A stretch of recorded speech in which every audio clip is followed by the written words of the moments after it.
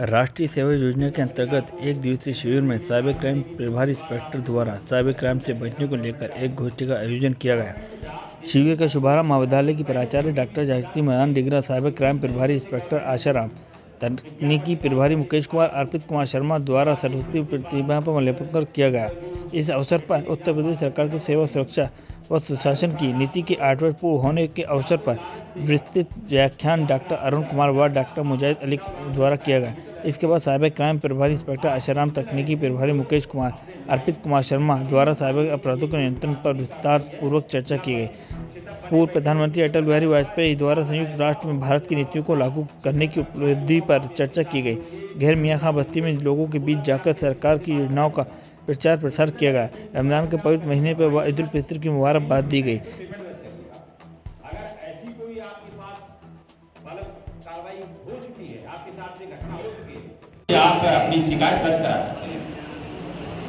अगर नहीं उसमें फिलअप हो पा रही है तो आप हमारी वेबसाइट है cybercrime.gov.in पर आप अपनी शिकायत को दर्ज करा लीजिए। उसके लिए आपको करना क्या है, अगर आपके द्वारा किसी को पेमेंट किया जा चुका है 1500 या 1-2 लाख का, तो जर्नल नंबर, डेट, टाइम और अपना पूरा एड्रेस एक सारे पन्ने पर लिख दीजिए और जैसे वो सूचना मांगते जाए फिर कर जाइए। कल्पना वहाँ पे जाके आप कुछ लेकर रखते हैं और आप फिर करना शुरू करते हैं, कर देते हैं।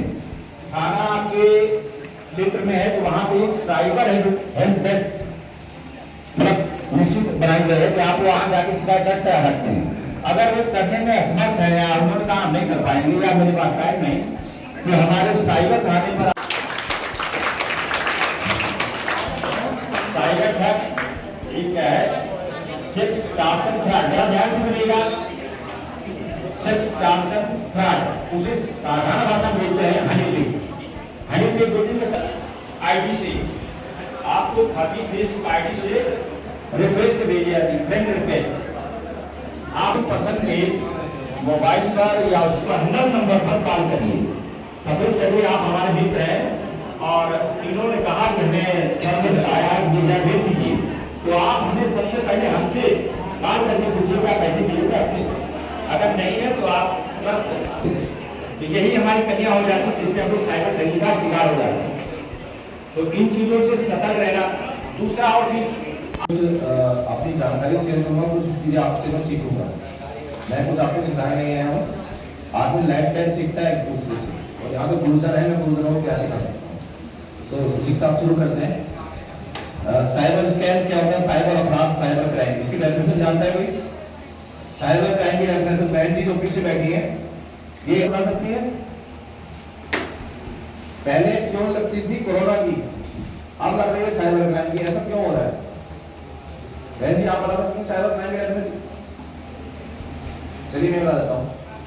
ऐसा अपराध या ऐसा गैर कानूनी काम जिसको करने में इंटरनेट और डिवाइस का इस्तेमाल किया जाए, साइबर क्राइम होता है। पहले कोरोना का क्यों लग रहा था? इसलिए कि कोरोना का जो है जागरूकता, सावधानी, बचाव था और वो बहुत ही बेहतर रूप से फैल रहा था। अब साइबर स्कैम फैल रहा है। साइबर स्कैम को पुलिस ने खत्म कर सकती है। जैसे हम सबने कोरोना को टीम वर्क के रूप में खत्म किया है, लेकिन हमारे साथ वो स्कैम करते कैसे हैं? अगर मुझे अपने घर में चोर घुसने से रोकना है तो मुझे पता होना चाहिए कि मुझे इस खिड़की में ताला डालना है। तो साइबर स्कैम करने के लिए 2 चीज की जरूरत पड़ती है। मैं मान लीजिए मैं आपके साथ साइबर स्कैम ट्राई करता हूँ, तो मुझे 2 चीज की जरूरत पड़ेगी। सबसे पहले ह्यूमन इंफॉर्मेशन गैदरिंग, आपके बारे में जानकारी। दूसरा डिवाइस इंफॉर्मेशन गैदरिंग। लोग कहते हैं मेरे पास फोन आया था, उनको सब पता था मेरे बारे में। तो डिवाइस, अगर मेरा मोबाइल आपको मिल जाए तो आप मेरी पूरी जानकारी निकाल सकते हैं, ठीक है? तो डिवाइस से ह्यूमन की इंफॉर्मेशन जुड़ी है।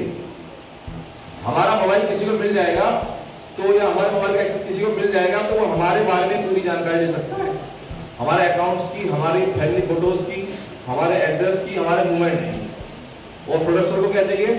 पैसा। दूसरा एक बात ये है, अब मेरे पास तो पैसा ही नहीं है, मेरा बैंक में अकाउंट भी नहीं है, मेरा मोबाइल नंबर मेरे अकाउंट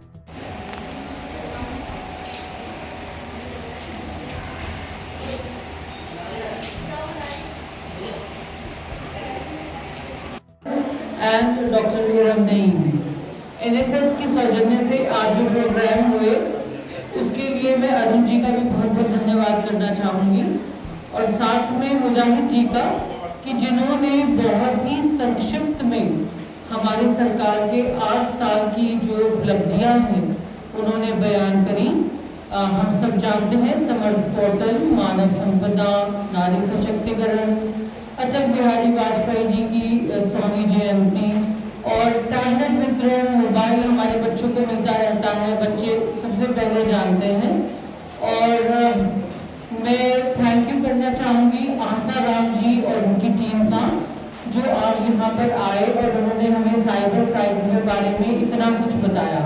और सुशासन के 8 वर्ष पूरे होने पर सरकार की उपलब्धियां गिनाई गई। मुजाहिद जी ने बहुत ही अच्छा वक्ता के रूप में यहाँ पर भाग लिया। उन्होंने हमें सरकार की सारी उपलब्धियों को संक्षिप्त में गिनवाया। उसके अलावा रामपुर के साइबर सेल के इंचार्ज इंस्पेक्टर आशा राम जी आए थे अपनी टीम के साथ। उन्होंने साइबर सुरक्षा पर हमारे टीचर्स को और हमारे स्टूडेंट्स को जागरूक किया। मैम क्या कहना चाहेंगी जो लोग साइबर क्राइम के शिकार होते हैं उनके लिए क्या संदेश है? उनके लिए ये संदेश है कि वो सुरक्षा उनके अपने हाथ में है, सतर्क रहें और सुरक्षित रहें।